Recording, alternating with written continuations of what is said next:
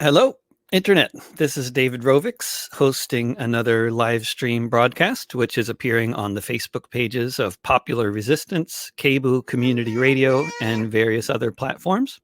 During the pandemic, since I can no longer tour and play music for a living, I've taken to broadcasting every weekday at 10 a.m. Pacific, noon Central, 1 p.m. Eastern, 6 p.m. GMT. On Mondays, it's an open mic, which I call Pandemic Open Mic Mondays, which folks are encouraged to sign up to participate in at davidrovix.com/POMM. Wednesdays, Thursdays, and Fridays, I've been interviewing my friends for the most part and sort of publicly catching up with people who I might otherwise be hanging out with physically on a typical tour if such things were still happening. On Tuesdays, however, the broadcast has an actual producer, longtime Detroit area talk show host and Fifth Estate magazine editorial collective member Peter Werby. These days, Fifth Estate is a quarterly print magazine that has been published in one form or another since its founding in 1965. You can read the entirety of the spring issue online at fifthestate.org. You can also subscribe to the print magazine there and hear previous episodes of Fifth Estate Live as well at fifthestate.org. June 27th is the 151st anniversary of the birth of the renowned anarchist, organizer, theorist, author, publisher, feminist, and midwife, among many other things, Emma Goldman. For the occasion, we'll be spending the hour today talking with the chair of the political science department at the University of Hawaii at Manoa, author of the 2011 book Emma Goldman, Political Thinking in the Streets, who maintains an amazing online archive about other anarchist women of Emma Goldman's time period. Kathy Ferguson, welcome to Fifth Estate Live. Thank you.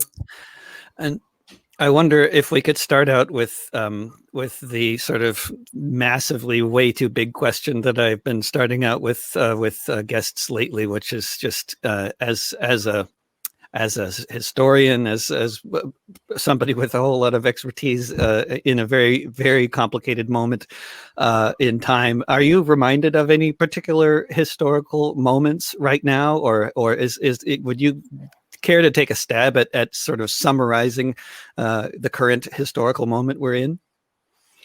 Well, it's hard not to see the echoes of 100 years ago. Obviously the pandemic is an echo of the 1918 flu, but also the sort of the Gilded Age, the shameless expansion of the 1%. By expansion, I don't mean that more of them, but I mean that they expand what they own, their control of resources and opportunities, the rising gap between the rich and the poor, the political rumblings, the opposition. There were many right at the end of World War I, many sites of labor unrest and of working people contesting the inequality that bore down on them. So yeah, I see some echoes there. Yeah, more than a few. And yeah. So and then jaggedly skipping over to the topic that we are to the fact that it's Emma Goldman's 151st birthday in a few days.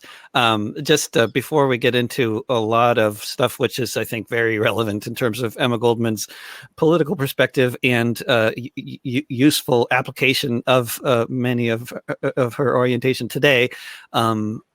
Which is maybe a particular interest of mine and many other viewers here, but for a lot of folks out there who have heard the name Emma Goldman and probably been in a cafe called Red Emma's or any number of other things, but really don't know a whole lot about her, can you give us a little introduction? Who was Emma Goldman? Sure. She was born in 1869. She immigrated from her area of birth, which is in the sort of Russian/German section of the Russian Empire in 1885. Came to New York, went to Rochester.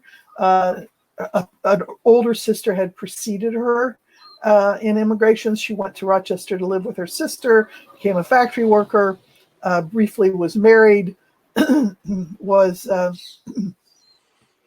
had already encountered some elements of radical thought in Russia with the nihilist movement and the student movements of the time. And Haymarket happened, and Haymarket radicalized Goldman, as it did a whole generation of young anarchists. And she went to New York with her $5 and her sewing machine, and found the anarchist movement and basically never left it. That was her political home for the rest of her life. You know, one of the things it came across was how the magazine or the newspaper that she started publishing and it became a publisher of is called Mother Earth, which it just occurs to me in the modern context, a lot of anarchists might be surprised to know that one of the most prominent anarchist publications of the early 20th century was called Mother Earth. I wonder, can you talk about that and her? You mean for the environmental sound to it, the ecological sound to it? It sounds ecological. It sounds, I guess it became something. I don't know if it was at the time that she was coining the phrase Mother Earth, if it had any of the same connotations back then. Yeah, not so much. First of all, the first title she wanted for her journal was The Open Road, but she couldn't use that one. That was taken.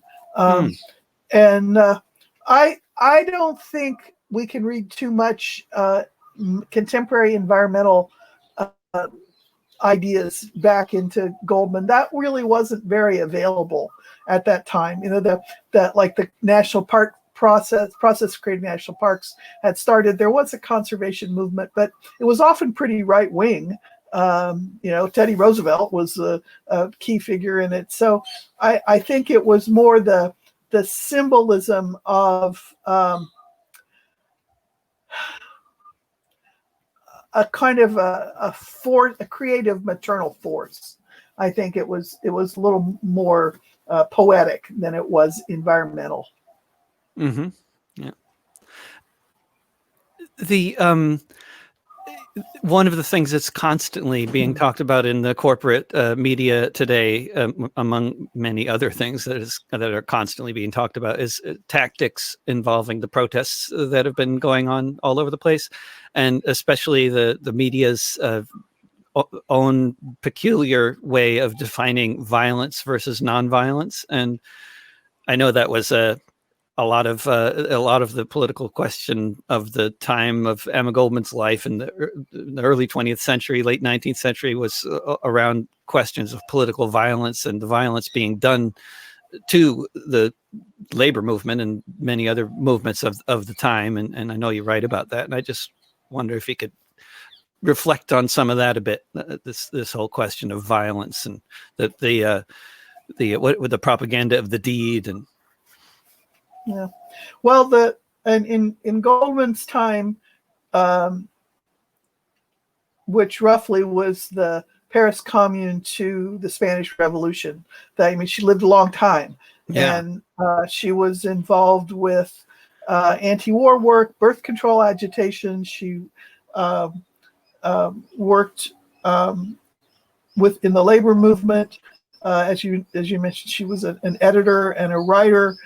She was a fabulous orator. She kind of had, it was her idea of what anarchism was about essentially took her into any arena of popular revolt where it looked like ordinary working people were able to contest the power of the particular side of patriarchy, capitalism, Christianity, imperialism that was most oppressive to them.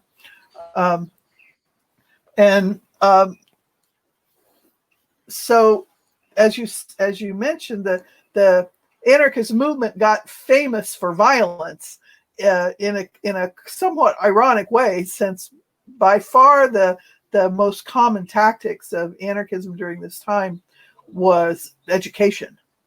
Anarchists are people of the book. Whether they're atheists or not, they're people of the book.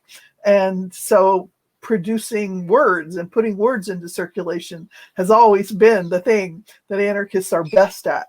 But there were a sufficient number of high-profile acts of violence against people who were seen as the leaders of oppressive institutions, either heads of states or heads of corporations. That became the thing that anarchism was known for on the side of elites, and it's still, of course, today. I mean, you can't open the paper or have a podcast without seeing somebody in power decrying anarchy in the streets, and they typically use that to mean chaos. And I look around and I see a lot of anarchy in the streets too, but what I mean is self-organization. That when Occupy happens, or Deoccupy as we call it in Hawaii, when indigenous people or feminists or anybody, racial justice protesters, when they make a space that they govern, that's anarchy. So there's a lot of anarchy out there. It's really pretty cool. And then one of the fascinating things about these, about sort of self-controlled autonomous zones in so many situations is they can accomplish such great things, but they're always all pretty much under siege. In cases like Rojava, and extremely literally, but isn't that the case? I mean, like the autonomous zone in Seattle, the Capitol Hill. The CHOP, they're calling it. There's already been several shootings, one death. Who knows what the circumstances are, why this is happening? But of course, it's being used as an excuse to retake the zone by the police. I don't know if you've been following that particular. Yeah, I have been following it. I'm very interested in Seattle, not least because my sons live there, but also because the Seattle General Strike of 1919 was a terrific example of anarchy in action. Where the IWW was basically running the entire city for several days? Well, it wasn't just the IWW. They were actually a very small part. They were important. They were leaders, but the basically working people of Seattle, both IWW and AFL affiliated unions, ran Seattle for 5 days, and they had they kept order. The one of the generals who was tasked with bringing order went to the city and met with the leadership and looked around and said, "There's already order here. This is a very orderly place." The people who the group of people who were in charge of basically going around and making sure that things were orderly were unarmed, and it was even the opponents of the general strike in their later writings note how well organized and peaceful those 5 days were in Seattle.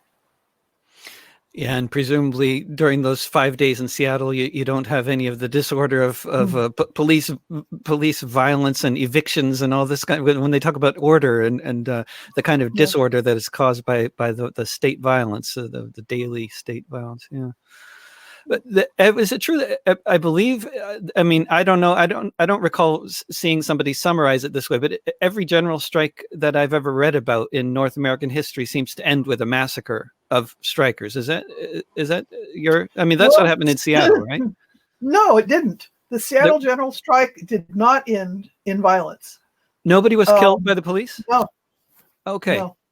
They basically went back to work. They met. And they had a general assembly, and out of their general assembly, they elected an executive committee, and the executive committee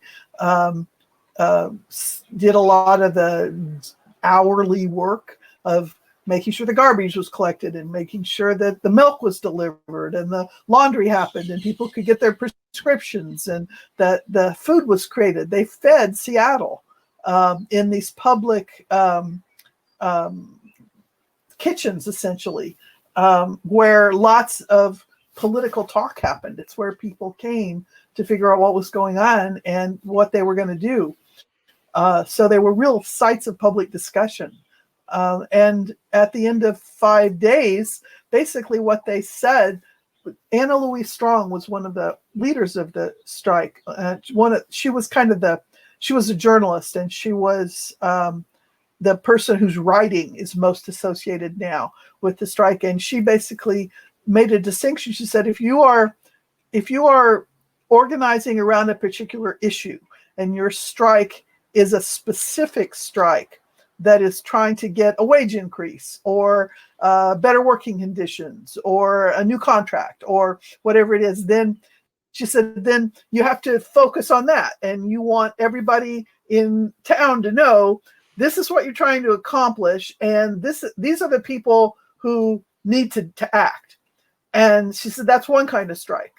That's a specific strike. A general strike is different. A general strike, it doesn't have an agenda. It's trying to create a world. A general strike is when people say, we could live differently, and here's how. And they, instead of just issuing demands for living differently, they live differently. And and that's often seen as, quote, disorganized by the people who are advocating the specific strike, because they have in mind that you put out a list of demands and then you meet and negotiate and come to an outcome. And Anna Louise Strong said basically, well, that's fine if that's what you're trying to do, but that's not what we're trying to do here. Here, we're trying to show that ordinary working people can run their own lives. And we did. And she said, and after 5 days, we decided, they basically called it off because they knew that there would be a point at which violence would likely happen. But they saw that they basically could make their point about political change and go back to work to carry the impact of that with them before the authorities came down on them. And that's what they did. In a sense, it sounds to me like something I often run across when I'm trying to interpret historical events, that it's sort of the threat of force or the threat of violence or the potential for what could have happened if the working class continued the general strike. And I mean that can yield powerful results oftentimes. I mean, I think of the rent strike wars of upstate New York in the 1840s. Now for like 9 years nobody paid the rent, but they also showed up to a lot of events. The rent strikers showed up armed, but I don't think any shots were actually fired until the 9th year of the strike. But I don't know if you have any thoughts on that in terms of like the I guess, Trotsky talks about the dual power. I don't know if, this kind of idea of the potential for how things could go if things really, if there was a real threat to the ruling class or a bigger threat to what was the outcome after 1919? How would you summarize the outcome? Well, initially there was a lot of momentum with the strike, and the unions were strong, and they either created or kept going a number of cooperatives that had been started. They already had a lot in Seattle. Seattle was a union town. The unions had their own newspaper. They had a public culture of working people's activism. And so they initially, after the strike, that continued to blossom. But a number of things happened within a couple of years to undermine the strike. One is that the federal government came down on labor everywhere. And the shipyards, many of the shipyards were closed in Seattle because the war ended and there was not the same need. The government wasn't in the market for ships in the same way that they had been. And also it was more important to control the workers. Marx was right about when capitalists have to choose between profit and control, they pick control because they can get profit later if they have control. Mm-hmm. And then this was the Palmer raids and all what was it, what was she not riot, incitement to riot. Emma Goldman got charged with incitement to riot so many times. Huh? This charge. You're talking about the Alien and Sedition Act. Yes, the Alien and Sedition Act. Yeah, that pretty much destroyed so much. It made it impossible to organize, to even publish. Right. It did. It was the Palmer raids, and before that, the Comstock raids had really shrunk the available space for public words, and then it just kept getting worse. If you remember Goldman and Berkman, I don't know if your listeners know, but Alexander Berkman was Goldman's sort of lifelong colleague and comrade, and also a writer and editor for Mother Earth, and a brilliant organizer and a really exceptional writer. And they were both arrested and convicted under the Alien and Sedition Act for essentially opposing the draft in World War I. And they spent about 2 years in prison and then were deported. And the U.S. government had to strip Goldman of her citizenship in order to deport her, which they did by taking away the citizenship of her long dead husband, and thus, manipulating or kind of maneuvering through the situation to take away her citizenship too. But later radicals were, I can't remember the details of this, but the later radicals were treated even more harshly because they were arrested under increasingly severe laws restricting dissent and sentenced to 10 years in prison, 20 years in prison. In fact, one of the things that anarchists did that I thought is a real example of how historically anarchists have often been leaders in coalitions of socialists, trade unionists, civil libertarians, free speech advocates, to bring an alliance together to focus on a particular issue. And the issue they focused on was the liberation of political prisoners. After World War I, there were lots of people in prison, and Berkman and Goldman were just two of the most famous. Excuse me. And by the mid-20s, most of those people had been let out. And it wasn't because the government decided to be nice. It's because there was a really coordinated campaign for the release of political prisoners, and it was effective.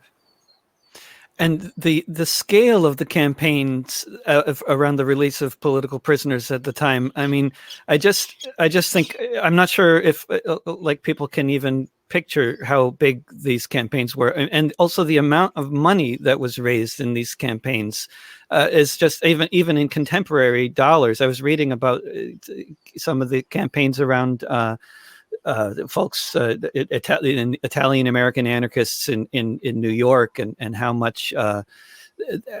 I mean, tens of thousands of people showed up to the funerals of folks who were accused of plotting to bomb prominent politicians and arrested for it. And then when they I can't remember which now. See, my memory. I hope this also happens to other people who are experts on various subjects, that they just forget everything they just read. But really tremendous. It was a huge movement, and I wonder if can you paint us a picture of just how extensive the movement was back then? Yeah, I can try. The like, let's draw back a little bit. We've been really focused on the post-World War I era, but if you look from the Paris Commune to the Spanish Revolution, it had some ups and downs, and there would be like in the 20s and early 30s, American anarchists were often saying, "Oh my God, our movement's dying." And of course, the older generation was getting older. They couldn't help that. But movement wasn't dying. It was morphing. It was changing. Younger anarchists were coming along. They were being radicalized by the Spanish Revolution, by the rise of fascism, by the economic catastrophes of the late 20s and 30s.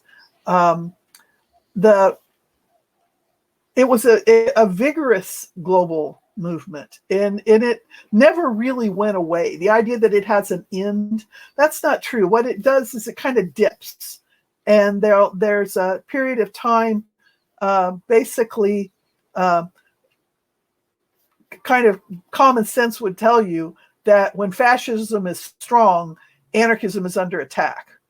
That fascists go after anarchists. And one way they do it is by calling everybody an anarchist, but also just by really targeting the people who are enabling self-organization on the part of ordinary people.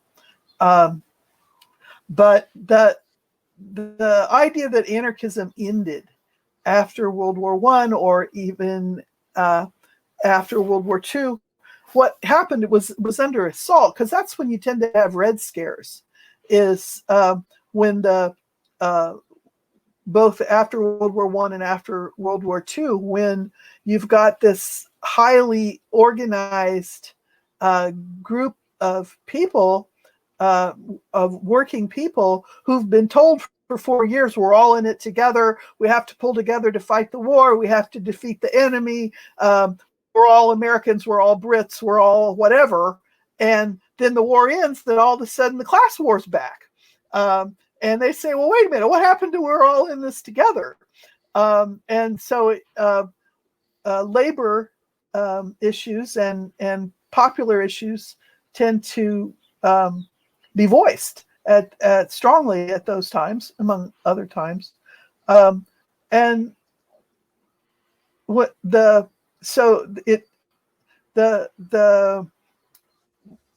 Red Scare of both post-war eras harmed anarchism for sure. It was a setback. You can't have all those people put in jail, executed, thrown into exile, all those publications squashed. That's going to harm a movement, but it didn't eliminate the movement. And many of the people that I spent a lot of time reading, people like Goldman, but also Rudolf Rocker, who was an anarchist leader and a friend of Goldman's, who spent the last 20 or so years of his life in the United States. He lived at Mohegan Colony in upstate New York.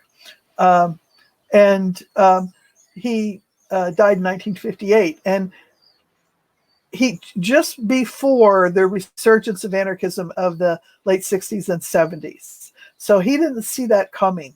But we can see, looking back, that when anarchism seems to be repressed beyond recovery, that's just a moment in time, and it comes back.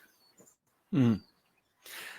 And I mean, how much of repression back then? I mean, I guess it's so hard to disentangle everything, but I guess that's kind of your job. But like, how much of the repression was part of what happened to the sort of ebbing of the anarchist movement for a certain number of decades, and how much of it was the attraction of socialism and the because it seems like I know a lot of people whose family histories were like, great grandpa was an anarchist and then grandma was a socialist, and these things there was a lot of back and forth there. Yeah, well, that used to be a pretty porous before 1917. That was a pretty porous boundary between anarchism and socialism. And I have to say, I appreciate very much that you called me a historian. That makes my sense of myself smile. But I have to say that by training, I'm a political theorist. And so many people who are historians by training would probably find my willingness to generalize about themes to be too ready.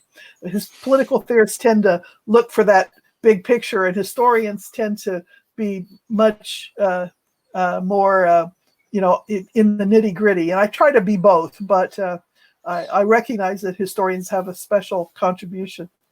I also have to say, just to set the record straight, I'm no longer the chair of my department. I have a wonderful chair and our department has a very strong interest in the contemporary anarchist work that's happening among indigenous people because of our new leadership. So I recognize that as important, and it's not me.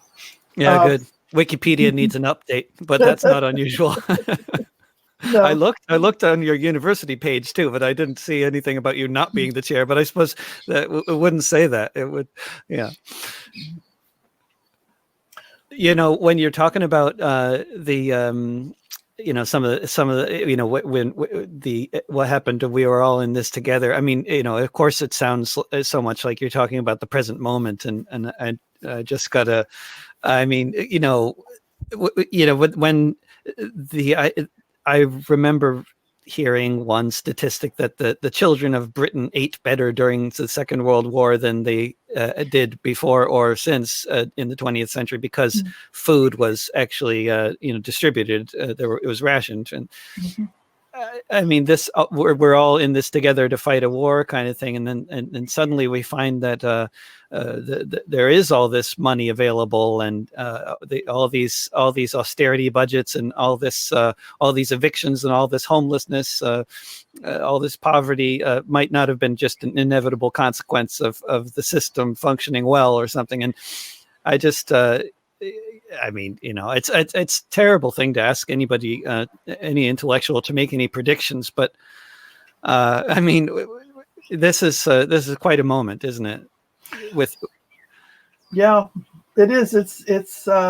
It's remarkable and hopeful that the level of public involvement right now in combating racism and in not letting go of it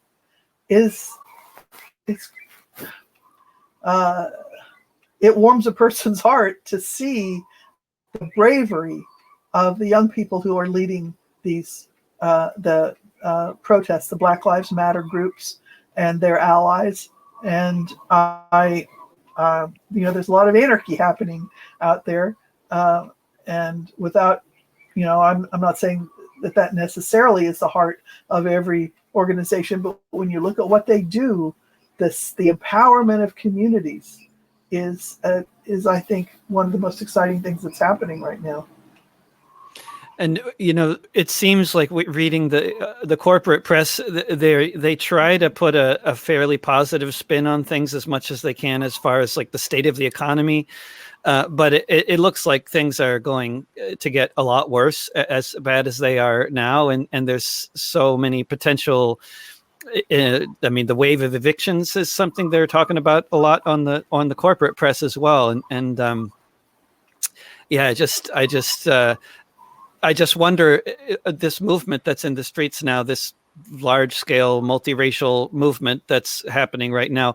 I wonder what it's all, what it's all about. Like, because I mean, obviously George Floyd was the spark that set off this powder keg, but it's yeah, I don't know. It's not that you should know the answer to this question, but I'm very intrigued by in relation to the Seattle general strike and the idea of autonomous control and rent strikes and people taking over buildings. And I don't know if you have any thoughts on strategies. Like, I mean, there were a lot of rent strikes along with the general strikes in the early 20th century as well. Yeah, that's true. But I can't really say that I have a great insight into strategies. But what I do think is there are certain moments where it's hard to unlearn something. I think it's going to be very hard for a lot of people in the world to unlearn the racism of police violence. And it's going to be hard for newspapers to not notice another young Black man or woman killed by police. It's going to be that. I think it's going to be hard to take that one back. And I think then that's an arena to build on. Right, because I mean, because it's police violence is so fundamental to the control of the society, isn't it? I mean, it's just the subject of defunding the police is talked about in mainstream circles now, and it's I don't know, I think people do realize what a radical idea it is, which is why so many people on the media are so terrified of even talking about it, but they kind of have to now. But I wonder, I don't know if you have any particular thoughts on the radicalism of this idea and where this could potentially go, or what people might do with this idea. Well, to me, the most hopeful part of that is the focus on police training. Yes, of course, the chokehold should be banned, but they were banned before and it didn't stop it. I mean, some places they were banned and it didn't stop it. And of course, they shouldn't have military weaponry and so forth. But I really think the key is reorganizing the relationship between police and communities, and that's police training. If police are seen as community guardians, if they know people in their police, if they in their communities, if they patrol on foot patrols, and community knowledge and trust are not impossible to develop, but they can't be based on arms. And they can't be based on the idea that police are warriors. Police have to be protectors for everybody. But and then getting back to history, that's not the history of police departments, is it? I mean, when we look at the history of the anarchist movement, Emma Goldman, so much of what you've written about, I mean, the police are there to defend the capitalists primarily, right? Well, as long as property is more important than people, then yes, that's what police are doing. But I do think it's not impossible. There have been some reforms where the training of police was different. I don't think they ever stopped defending property. That I wouldn't go that far. But where the idea of how police were trained, like the idea that they would understand something about mental illness, so that they would have a repertoire of possible reactions to someone who, say, doesn't stop when told to stop, would be more than kill them. And so I think it is not impossible to think of this moment as a time to rethink what police are. I know you've traveled and studied in other countries, and in particular, I've noticed that in Austria and in Sweden, and both countries where you don't see a lot of police around generally. And it always, one of the things about traveling, it always strikes me that other societies are so different, and where are all the police? And then when you do see them, they're not carrying guns unless there's gun crime happening, which is so rare. And in which case, then you suddenly see a bunch of very heavily armed police when there's gun crime. It's I wonder. I know that we're straying far from Emma Goldman, but in your travels, has that particularly had an impact just on your perspective living in different societies?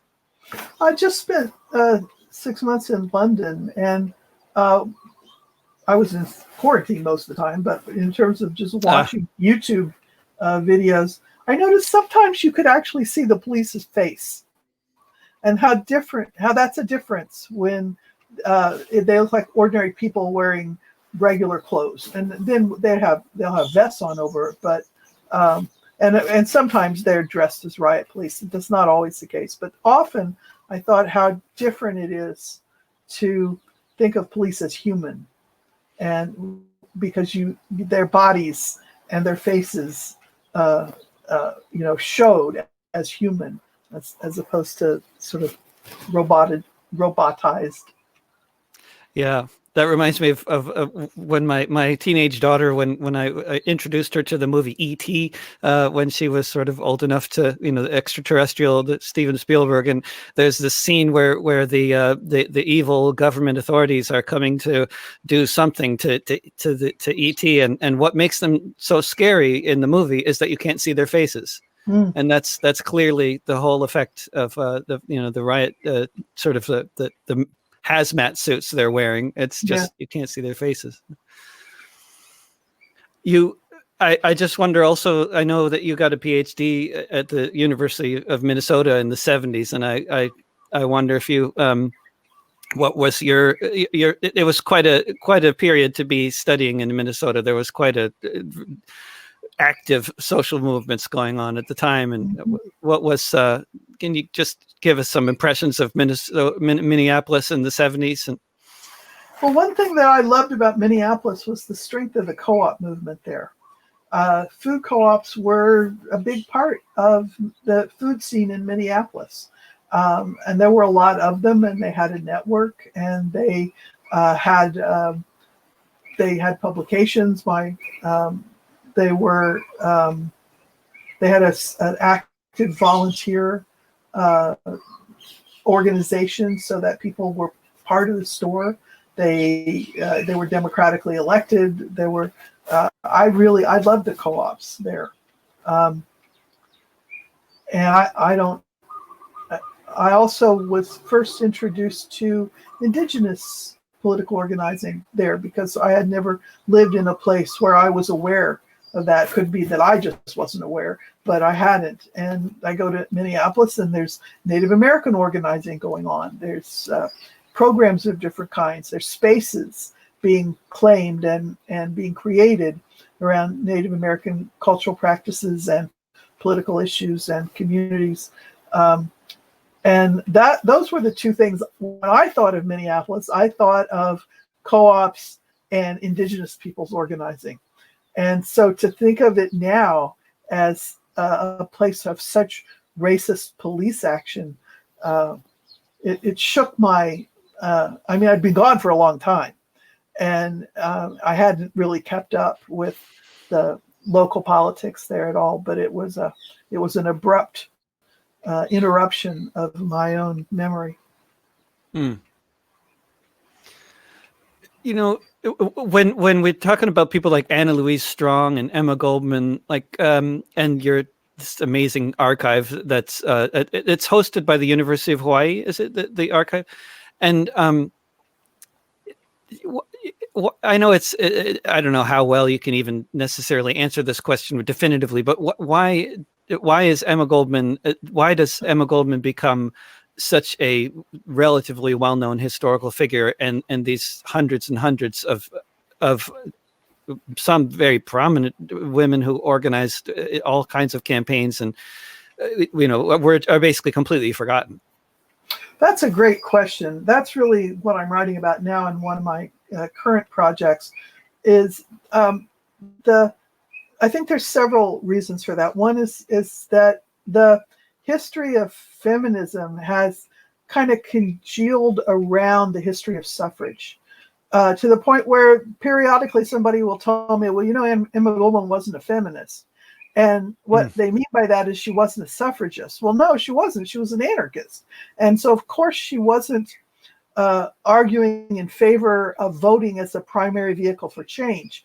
She specifically says she thinks it's just as reasonable that women should have the vote as that men should have the vote. Her argument is she's not coming at this from the right. She's coming at it from the left. Her argument is that, as she said many times, if voting could change things, they'd make it illegal. And that may be wrong. I think we really ought to revisit voting in light of contemporary problems. But that she was a feminist in a different way. And so I think part of the reason that Emma Goldman is well known, but the other hundreds and hundreds of anarchist women that I have found in my research are not well known, is that the history of women's organizing has shrunk around the history of suffrage. And so women who were doing union organizing, who were organizing birth control clinics, or who were part of various sorts of free speech or anti-war organizations have been shoved aside. So I think that's one thing, it's just the way we tell feminist history has become narrow. A second thing is just the way we remember tends to be individuated. And so a few outstanding people who are either demonized or lionized stand out, but the history of the movement that enabled them fades. And so to me, one of the things that we really need from our radical historians is to recover anarchism as a movement, not just as a few colorful people. And so why those people? Why do we remember them? Well, it's partly because their work stays in print. So Kropotkin's never gone out. Well, maybe he went out for a while, but he's back in print. And Proudhon's in print, and Bakunin and Goldman and Berkman are in print, and Rudolf Rocker. And so there's a host of Landauer, Gustav Landauer, like the sort of the top 10, Malatesta, who it's not hard to go online or anywhere into any library and find their writings. And so they come to stand for, in a way that they would have never accepted. When you look at Goldman, Malatesta, Rocker, Kropotkin, they all said the movement is at the grassroots. We are well known because we write and publish, but the real movement is the people who are making the journals happen, the printers, the distributors, the illustrators, the people selling the journals on the street, people coming back doing it all again next week, over and over, year after year after year. That's where the movement is. Because like each one of these journals like had thousands or tens of thousands of paid subscribers, right? And along with people distributing the newspapers. And I mean, when you think about the whole process, all that was involved with putting out a publication like that, so much more than the writers and the publishers. Yeah, it was a huge network, and 10,000 would be a lot for an anarchist journal. One of the things that one of the ways I like to say this in a joking way is when new socialists come to town, they subscribe to existing socialist papers. So the Masses had, or Appeal to Reason, were big socialist publications with maybe 100,000 subscribers. When new anarchists come to town, they start their own journal. And so any one journal might have 3,000, 4,000, 6,000 subscribers, but they had a lot more readers than that because these were by and large poor people. And so they passed the journal around. So the family that subscribed would literally read it out loud at the dinner table to everybody and then give it to the neighbors who would do the same thing. And also I really enjoy imagining how we could do this again, that when you went into a pub, a cafe, a bar, a restaurant, there'd be a lot of them that had that clientele would have anarchist literature. You could read Mother Earth while you waited for your ham and eggs. And so or drank your beer. And so the presence of these publications far exceeded the relatively small number that were produced because of the way that they were shared and distributed. And also your point about production, that's really important. That's a second project I'm working on now, is looking at the importance of printers in the anarchist movement. There were lots and lots of printers in the anarchist movement. And again, remember, I'm talking mostly about the period of time from the Paris Commune to the Spanish Revolution. So essentially, it's Emma Goldman's lifetime, 1870. She was born in 1869 to about 1940. And I started noticing that there were lots of printers. And in fact, the historian Barbara Tuchman, in her book, This Proud Tower, notices there are lots of anarchists who are printers. I wonder why, she says. Was it because printers became anarchists, or was it because anarchists became printers? She said, I don't know. And she went on. But I'm kind of dwelling with that question. Yeah. And I'm really interested in how not just reading, but making the publications was part of the glue that held the anarchist movement together. And so it was the physicality of printing. It was the intimacy with the press. It was the smell, the feel, the material energy that came from that particular skilled work, which was both quintessentially working class, but also highly educated. So I really think that one thing that says to me about politics, if I'm right, and if the making of the journals was an important glue, and it was a strongly material relationship between people and their tools and each other, then maybe that tells us that to keep radical politics going, people need to be doing something together with their hands. People need to be making things together. And when I look at, for example, indigenous organizing, often it's the making of a physical space. On Mauna Kea, where the Native Hawaiians had tried to have successfully stopped the desecration of the mountain by the building of another telescope, the protectors there, one of the things they do that I think is so powerful politically is they make a space for their activism, a physical space. Another group, Food Not Bombs, I think the making of the food, the actual, we are together here making and distributing food.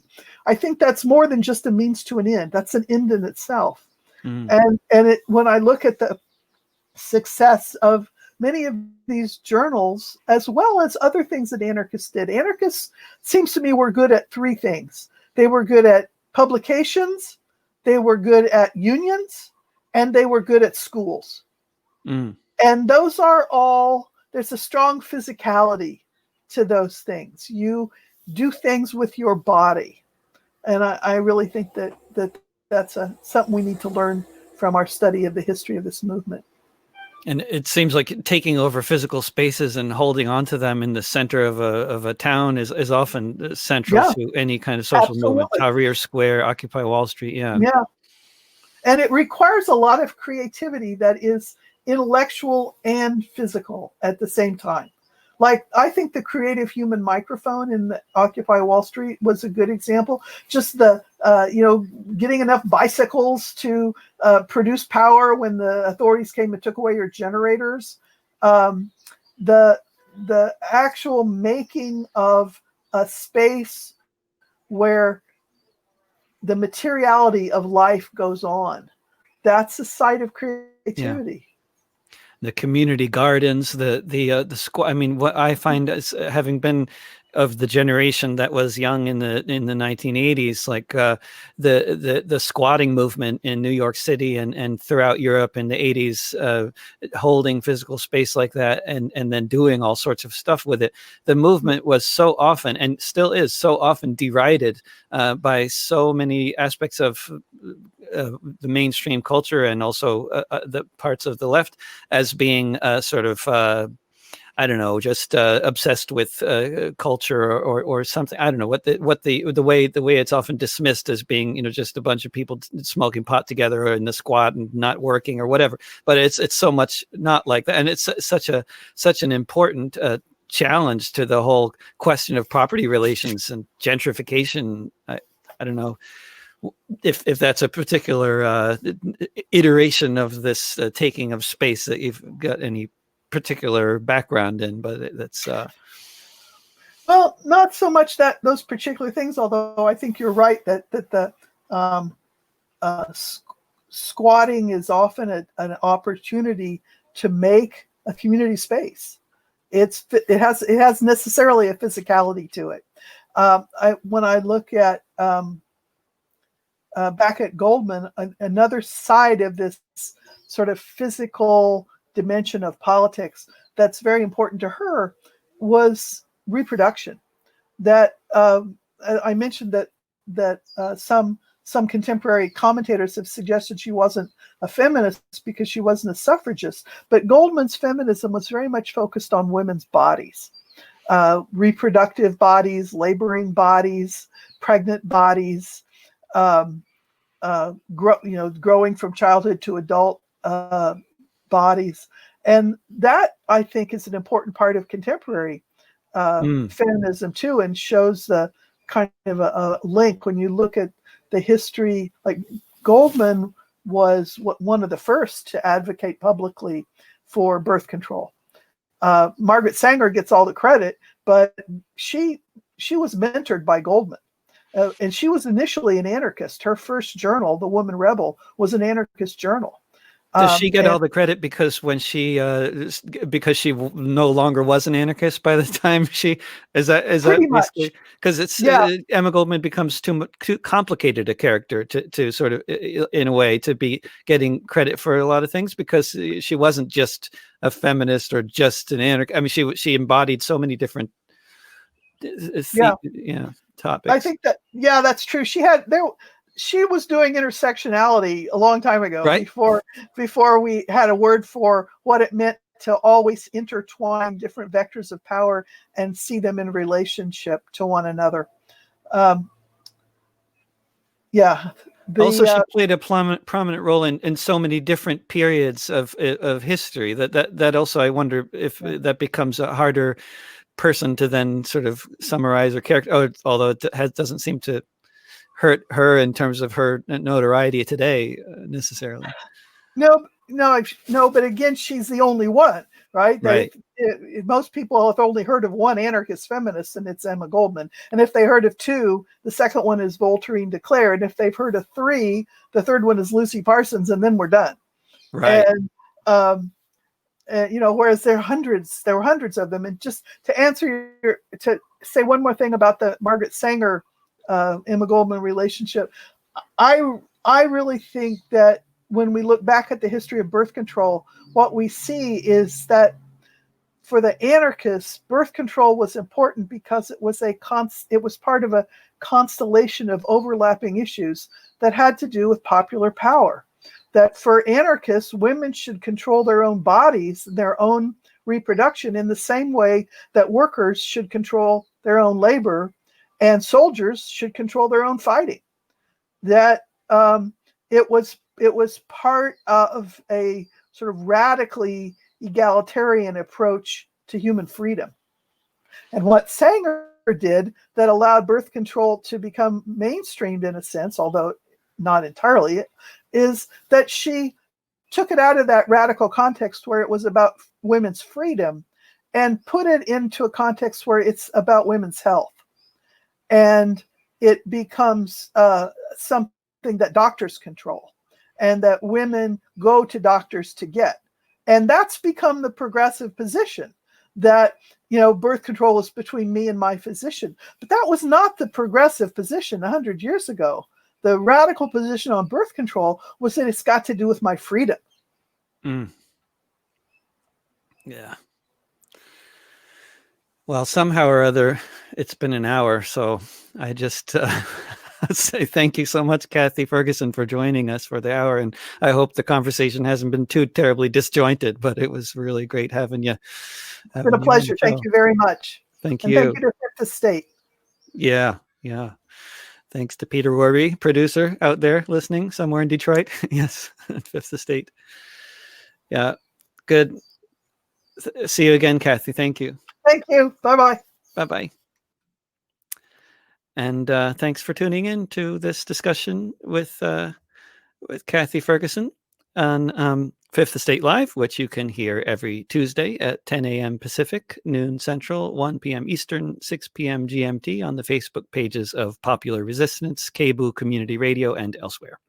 You'll find all the Fifth Estate Live episodes at fifthestate.org, where you can also subscribe to the physical magazine or read the latest edition online.